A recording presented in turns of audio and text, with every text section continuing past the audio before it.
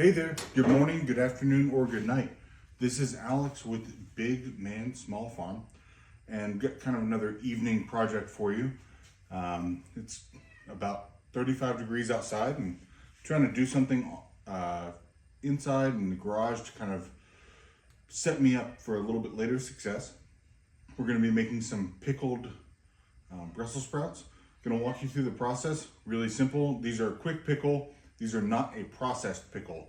So these are not shelf stable, but they do well in the refrigerator. At a later date, in a different video, we'll probably do a more processed version. So first thing we're gonna do is go through all of the pickles and start separating them in half, but then also taking off the little bit of stem and any kind of loose leaves that come with it. Should only take a couple of minutes. This is a pound of Brussels sprouts. It'll be just a very short process, but get it ready so that they're all about the same size. So there are a couple of really small ones I see in this pound of Brussels sprouts, and those I'll leave whole. But for the most part, about the same size. So that one right there, it doesn't make sense to really cut it in half. All it's gonna do is cause problems later, and it'll be a little mushier. And you know, in this house, I really strive for a really crisp pickle, or as close to it as I can. These tend to be, without describing it any differently, a little bit squeaky rather than crisp, but like them all the same. Coming to you from my pantry tonight. I got my pantry in the garage here. It's nice and warm, and something I can do when the weather outside is not quite cooperating. So as this channel kind of evolves, you will see, you know, more outside videos. But right now, this is just kind of what we got. And even though these Brussels sprouts are store-bought, kind of proves the point that you can always be doing something to put some food in your refrigerator or in your pantry, or at least elevating it. And I love Brussels sprouts to eat. Like a good roasted Brussels sprout is one of my favorite foods. But every now and again, pickled Brussels sprout really hits the spot. These are really simple. I've got a pot of water going off to the side here. And all I'm gonna do is, once I get these all completely cut and portioned down to the right size, I'll blanch them. And so I will only put them in the water, not until they are cooked, but for 2 to 3 minutes at the absolute most. And what I'm looking for is this green color of the Brussels sprouts to intensify, for it to get a little bit brighter, and for the outsides to soften just a little bit. I don't want to actually cook the Brussels sprouts because they would be an absolute mushy mess once I went to pickle them and let them sit for a week or so. But I will blanch them over there, and then I'll pack them in these jars off to my left with a little bit of water, some vinegar and spices, and I will have, within a week or so, a really good refrigerator pickle. The spices I'm going to use today, I'm going to use kind of a hotter spice, just to fit my taste. I will use some cayenne pepper, some habanero pepper, a jar of some kind of indiscriminate hot sauce, something inexpensive that I can just kind of put a little bit in, and then vinegar, sugar, and water. I'll throw in a clove or two of garlic and let that sit for a while.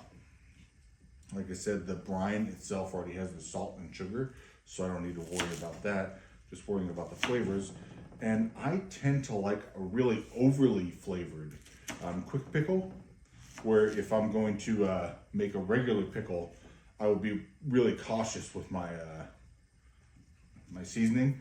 I've made some in the past where I put way too much salt or vinegar in, and ended up having to dilute them once I open them, and it's kind of it's not the end of the world. They're not bad, but it doesn't quite fit my taste. But these ones, because they are a quick pickle, they won't really get the full benefit of all of the seasoning. And what I oftentimes do is, if I've made this a lot recently, I will take these vegetables and eat them. And once that's done, I'll have this jar with probably a third of it being full of brine. And I will blanch a vegetable again, put it back in the brine, let it sit for a week or so, and I am back in business. And I don't have to make the brine over and over again. I was planning on using some older brine, but I thought in the sake of making a good video, we'll do it all fresh. And we'll see you here in a second when I put these in the water. Okay, so our water is boiling, and we're gonna go ahead and just dump a lot of these in. It will cool the water down. I'm not worried about how long they're truly in there. Like I said, I'm just looking for that color. And on the jet boiler outside, it'll heat up really quickly. So, gonna dump these in, just bear with me for a second. Want to be as careful as possible, but at the end of the day, it's just a little bit of water. It shouldn't hurt anybody as long as you're not sticking your hands in there. All right, so we've got those in there, and they are going to go ahead and process for a little bit. While that's going on, I'm gonna try to get these kind of into a pile. I don't want to throw these away. These are little Brussels sprout ends and pieces and things like that, and put them off into a corner. They're great for the chickens.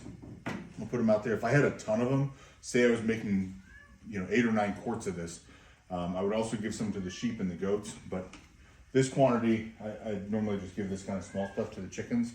Rather than throw it away, somebody else will use it. And already the color on this is starting to really get better. Right now we're gonna cut, and I'm gonna show you a video of the Brussels sprouts themselves. Okay, so we can see the Brussels sprouts starting to develop a really bright, kind of vibrant green color. And that's exactly what we're looking for. We don't wanna let this go any longer than we absolutely have to. It really should be just a quick dunk and let this kind of chlorophyll come out to where you can see it. You can see that there's some discoloration on some of these Brussels sprouts. They are not the absolute freshest in the world. They're not rotten by any stretch. They're all very firm. But, this is a good way to take Brussels sprouts you have in the refrigerator and you're not sure what to do with, and do something productive with them. We're getting really close to what these are going to look like. Okay, so we're going to take the Brussels sprouts that have blanched. We're going to pull them out of the water and put them into some kind of vessel. Doesn't really matter what it is. I'm using just a dishwashing pan. I buy these 3 to 5 of them at a time. They'll last about a year and a half before the plastic kind of starts to get cut up, because I use them pretty roughly. But these are great for cooking food or mixing whatever else. I mix the homemade dog food I do in this. I've got another video about that. If I'm having people over for pulled pork or whatever else, likely it's made in this. I'm gonna go ahead and turn off the propane there so we're not wasting time and money.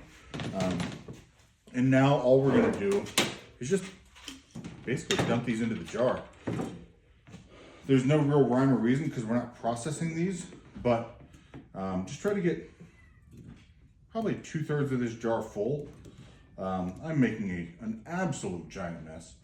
I don't think I'm gonna make a full 2 jars here. I will probably do 1 jar or 1 quart jar. Actually, I think I'm just gonna do 1 whole quart jar. I'm gonna pack them really full.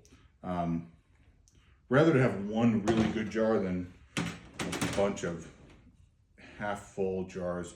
I don't think it's gonna make any difference. I can squeeze all this in here. So at this point, we're gonna cut, and I'm gonna go heat up my brine, and I'll be right back. Okay, so we are ready to put in our brine mixture. We've got some filtered water. I've heated it up with that sugar and water mixture that's over here.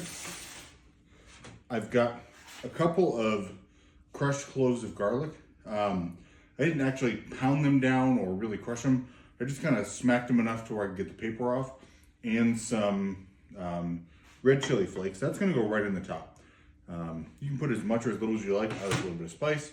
These are gonna be fairly mild. I was gonna use habaneros originally, but the mixture that I had just didn't look right. So I'm gonna do this. And then I've got some apple cider vinegar.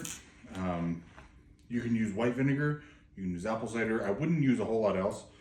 This is 5% acidity. Look for that if you're using a refrigerator or making a refrigerator pickle. I've seen some recently that are 3.5%. I've not tried them. I'm sure they might work, but 5% acidity is kind of the standard. I put this in here, even though they say it doesn't make a whole lot of difference in taste. I feel like I can taste the difference, so I put some in. And I'm gonna fill this about 1/3 of the way up. So we're gonna get that filled up.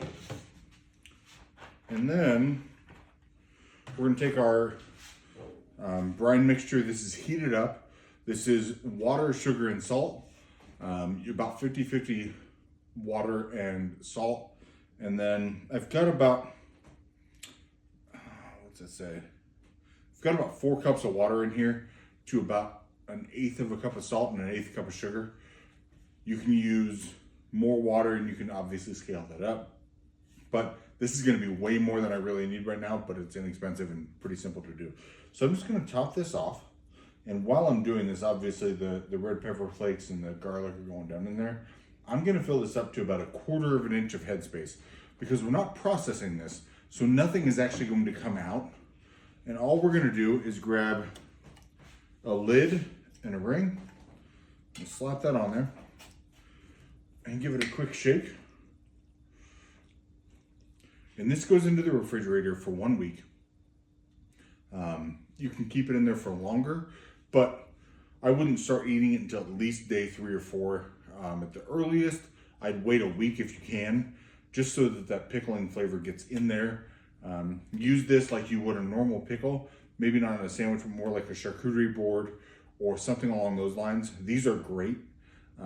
In the fall, when Brussels sprouts are a great price and a great deal, a lot of times I'll put up 8, 10, 12 of these jars and have them kind of throughout the winter.